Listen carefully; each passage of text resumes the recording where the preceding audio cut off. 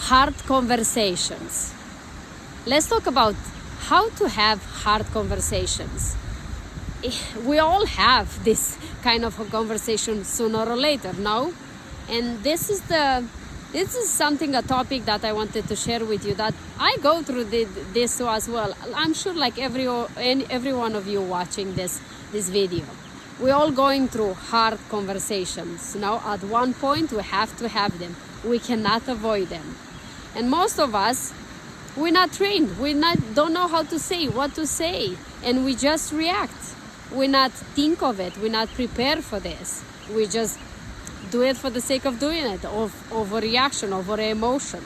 And yes, hard conversation can be hard, can be very difficult, can be overwhelming.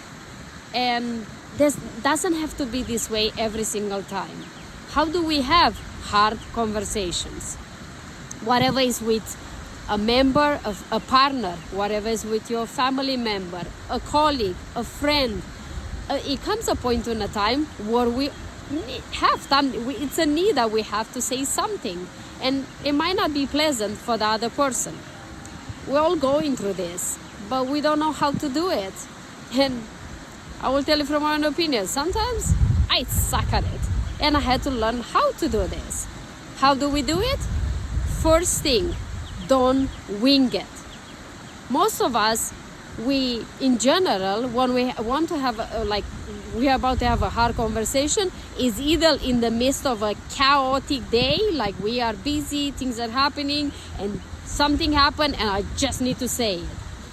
Don't do it. Take a pause, because it's important sometimes to take a pause to pull you away from reacting. Otherwise, we tend to react instead of acting, which creates that difficult conversation, which creates the reaction and the blaming and attacking and all these things that's happening with hard conversations. But it doesn't have to be this way. So how we do it is, first, don't wing it. Make sure you schedule it. How do you do that? Say to the person in front of you, or the person you have to have this hard conversation, or you know that you have been avoiding a conversation and you know it's time to do though, then make sure you schedule it. Tell the person, look, I have something on my heart that I want to share with you. Can we do this tomorrow? Or whatever that is. Have that prepare yourself, so then the person prepare himself too, and it's a bit more clear that you know that both of you emotionally, mentally are ready to have that hard conversation.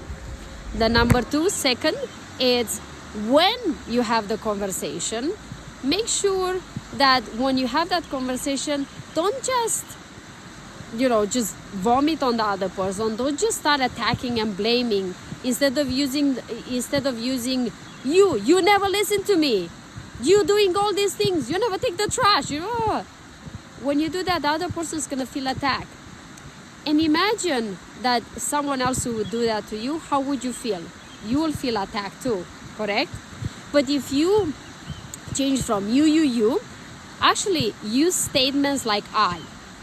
When this happened, and use a fact, what exactly happened, I felt, or I was left feeling whatever X, Z, and Y, and express your emotion, whatever that emotion is. What I actually want, or the outcome I want from this, is this.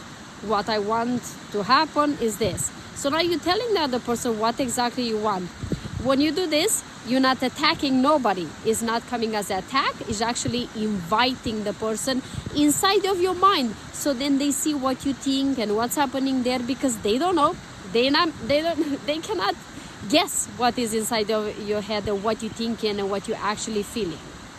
Number three, actually this should be number two, and the other one is, before you even start the conversation, have a talk with yourself and ask yourself, what do I really want? What is the purpose of this conversation? And third, what is the outcome I want from this conversation? You can even write it down, and then you can read it and see, and certain things is like, is this true? Is this what I actually want? Because it might be one thing, but when you write it down and you read it, you might realize that that's not actually what you really want. That's not the outcome you want from this conversation. So it might surprise you. So try this before you have the conversation. And also number 4 is make sure you are clear with what you're saying. Make sure that you state what exactly happened without attacking or trying to attack the person. But if you're speaking about the facts or what exactly happened, will help you to give it a chance to the other person to understand what is behind your mind, what is in your heart, what emotions you're going through, without feeling that you're attacking them or their character. So you're speaking about what exactly happened, about the situation, but not about the person and their character, their personality, and their way of being. And that will help you to have a more clear conversation with no trace or no hints of you are there to attack the person.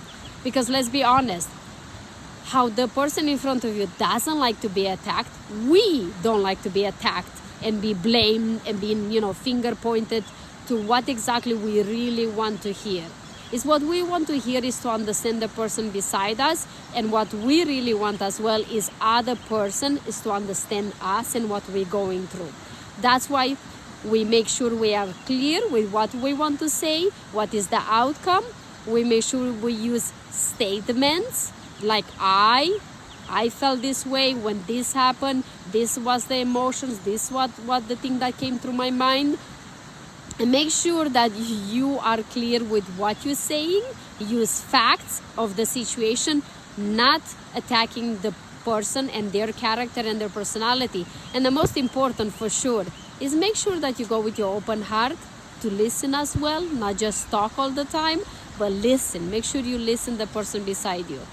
And have an open heart and open mind to try to understand why did they do what they do. Be curious about why they did what they did, what is their intention, what are their emotions and their thoughts in this particular situation. Will help you to be more clear, and will help you to have, instead of this conversation, instead of being shutting doors of your relationships, is to open new doors. That will help you to connect more deeply with the person in front of you, or reconnect.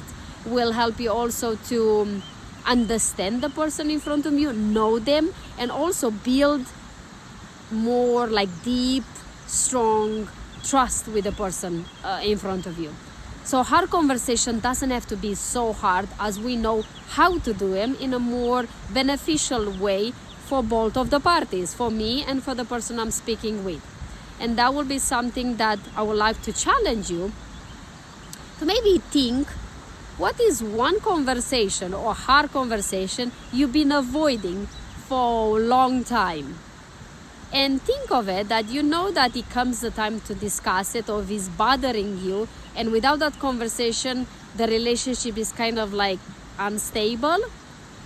Prepare yourself, use all the tools I gave you, do your homework, know your intention, know your outcome and your purpose of this conversation, and then schedule it and have the conversation. And I would love to hear your feedback and takeaways in the comments below. Thank you so much for watching. It's always a pleasure to share what I'm going through, in the hopes that will help you on your transformation journey.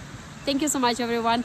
Share this video with someone. If you didn't do so yet, share it with someone, and also maybe with your partner or your person you're having this conversation, so you're both preparing for this, and say, look, I have this video, watch it, and let's talk about it. Let's book a call or a conversation, and let's go for a walk or whatever that is for you. I would love to hear from you. Thank you so much for watching. And hey, if you didn't subscribe yet, please hit the subscribe button right there, and there will help me tremendously to continue to create content for you. See you tomorrow. Until then, you know the deal. Live your life like it's truly, truly yours. Bye-bye.